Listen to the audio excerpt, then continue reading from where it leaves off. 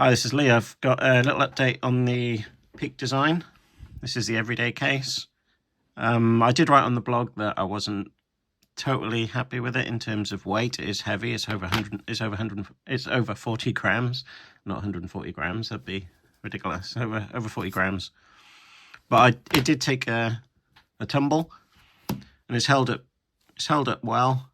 But check these wear marks out. So you can see. Hoping you can see this.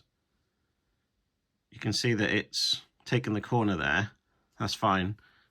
But it's got these really weird ridges on it. Can you see that? And the same on that side as well. This is weird. I don't know why it's done that. It doesn't bother me. The case still works fine. And there's the action button there. All metal buttons. So really cool. And it's not showing any wear on the inside. So yeah, it's just weird.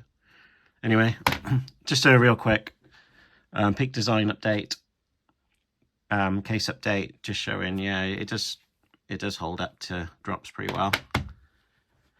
But yeah, thanks for watching, subscribe, and I'll speak to you soon.